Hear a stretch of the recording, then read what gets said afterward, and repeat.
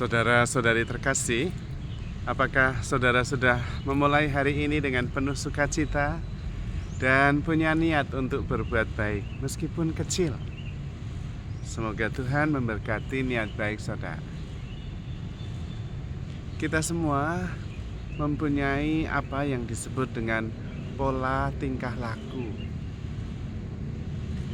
Pola tingkah laku itu terbentuk sejak kita masih kecil. Sebetulnya itu adalah defense mekanisme pertahanan diri sendiri supaya kita survive. Dan karena itu kemudian teruji dalam perjalanan dan kita kemudian menggunakannya terus-menerus, maka kemudian menjadi pola. Namun persoalannya adalah bahwa pola tingkah laku ini berawal dari pengalaman negatif dan kita mau mengatasinya, maka titik tolaknya negatif. Dan karena itu kemudian solusinya juga temporer, sangat berkaitan dengan peristiwa negatif itu. Dan ketika itu terus-menerus kita lakukan, seringkali tidak tepat untuk orang-orang di sekitar kita. Dan seringkali pola tingkah laku itu menyebabkan relasi kita dengan orang-orang yang kita kasihi menjadi bermasalah. Biasanya pola tingkah laku ini diambil untuk mengatasi persoalan bahwa dirinya merasa tidak dicintai, tidak cukup bagus, takut ditolak, takut tidak dihargai. Maka kemudian pola tingkah lakunya macam-macam untuk mengatasi hal itu. Ada yang sok tahu supaya kemudian dihargai, kemudian ada yang jutek supaya tidak direndahkan, macam-macam. Dan pola tingkah laku itu kemudian menyebabkan kita terus-menerus jatuh dalam persoalan yang sama. Kalau Anda dan saya sering menyadari bahwa saya ternyata jatuh pada persoalan yang kurang lebih mirip. Nah, di situ perlu berhenti sejenak, kemudian menggali, mengapa saya jatuh pada persoalan yang sama? Ada apa itu? Sebabnya apa? Biasanya pada waktu itu, secara emosional kita juga galau. Entah cemas, entah kecewa, entah sakit hati, entah apapun itu, yang jelas pengalaman negatif, perasaan negatif juga. Nah, yang perlu kita lakukan supaya kita bisa sampai pada akar persoalan, kita harus pertama-tama mengakui bahwa yang punya persoalan itu saya. Karena yang merasa, yang berpikir, yang mengalami itu saya. Maka saya yang harus bertanggung jawab menyelesaikannya, bukan orang lain. Ketika kita mengalami perasaan negatif, tersinggung, kecewa, itu kita yang bermasalah. Wong kita yang punya pengalaman dan perasaan itu. Kalau kemudian kita menyalahkan orang lain atas perasaan yang terjadi pada diri saya, kita berarti keliru mencari solusinya. Soalnya di dalam, mencari solusinya di luar, ya enggak ketemu. Kalau saya yang merasa, saya yang berpikir, ya saya yang harus bertanggung jawab menyelesaikan persoalan emosi yang muncul dari pikiran saya itu. Kalau saya yang kecewa, kalau saya yang merasa sakit hati, kalau saya yang merasa marah, lah ya saya yang punya perasaan itu. Orang lain belum tentu mempunyai perasaan seperti yang saya rasakan. Jadi ya saya yang harus menyelesaikannya. Nah, ketika kita sudah berani bertanggung jawab, mengakui bahwa yang punya persoalan itu saya, persoalan emosional, dan karena itu saya yang harus menyelesaikannya, pada saat itulah kita bisa memperoleh kesembuhan. Karena kemudian kita berani bertanya, tidak lagi menyalahkan orang lain, tetapi mulai bertanya, mengapa saya mengalami perasaan kecewa? Ada apa? Apakah saya pernah mengalaminya di masa lalu? Atau di masa lalu pernah ada persoalan yang mirip, sehingga ketika saya sekarang mengalami hal ini, saya kemudian menjadi emosional. Entah marah, entah kecewa, entah sakit hati. Nah, dengan terus menanyakan hal ini, maka kemudian kita akan ketemu.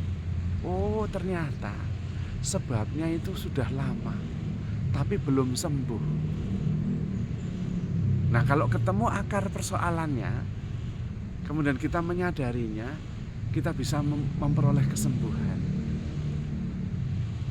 Tetapi kalau tidak, kita akan mengulangi persoalan lagi yang mirip-mirip. Nanti kita jatuhnya pada persoalan yang kurang lebih sama. Itu berarti kita belum lulus. Dan karena itu kita harus gagal dan ujian lagi, ujian lagi, ujian lagi. Disitulah kemudian kalau kita bisa sadar, kemudian mencari akar persoalannya sampai di ujung, maka kemudian kita bisa mengatasinya dan kemudian bisa menyadari dan melepaskannya. Pada saat itulah kita mengalami penyembuhan. Kita tidak akan lagi jatuh pada persoalan yang sama karena sudah lulus. Kita nggak perlu tes lagi menjawab persoalan yang sama lagi. Maka saudara-saudari terkasih, sebetulnya pola tingkah laku itu baik. Dalam arti membuat kita mengerti pola yang terus terjadi dalam hidup kita, supaya kemudian kita bisa bertumbuh. Tapi memang caranya harus menyadarinya, menyadari sampai pada sumbernya. Dan kemudian mengangkat pada kesadaran dan kemudian letting go. Bukan menekan, bukan menolak, tetapi menerima, mengakui dan melepaskannya, mengikhlaskannya. Kalau bisa effortless. Dengan menyadari saja, energi kesadaran itu kuat sekali. Sehingga emosi negatif yang disadari itu bisa lenyap dengan sendirinya. Dan di situ kesembuhan terjadi. Pada saat itu kemudian kita bisa menjadi saya yang baru. Ketika saya melepaskan diri saya yang lama, maka diri saya yang baru akan muncul. Dan kemudian kita bisa melepaskan, mengikhlaskan pola tingkah laku lama dan menjadi manusia baru. Namun ini tidak mudah, karena pola tingkah laku ini sudah terbukti berhasil di masa lalu. Dan saya melakukannya terus-menerus sehingga menjadi reaksi bawah sadar. Maka penting hening sejenak, berhenti sejenak pada perasaan negatif dan kemudian menanyakan apa yang menyebabkannya. Apakah ada peristiwa di masa lalu yang membuat saya menjadi bereaksi seperti ini? Nah, di situ awal kesembuhan. Kalau kita tidak berhenti dan kemudian terus bereaksi, biasanya kita kemudian secara otomatis menyalahkan orang lain yang ada di luar kita. Karena kamu nih, maka saya merasa begini. Lawang saya yang merasa ke orang lain yang harus tanggung jawab. Ya kleru toh Mas.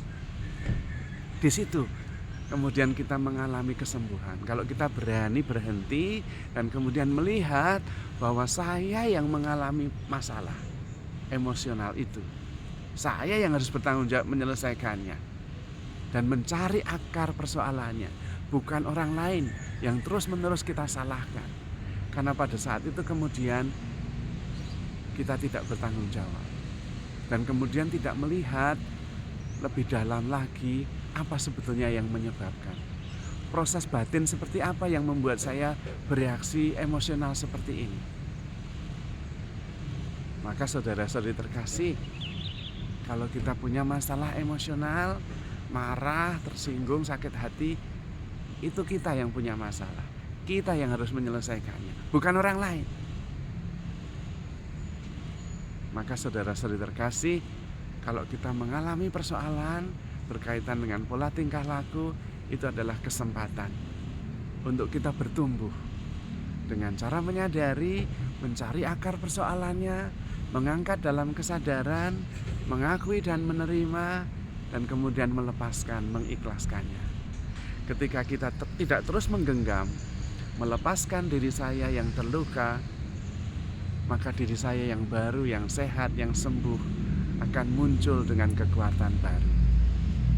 Jadi persoalan-persoalan emosional bisa menjadi sangat positif kalau kita menanggapinya dengan baik, mengakui dan menerimanya, mencari akar persoalannya, dan kemudian mencari solusinya.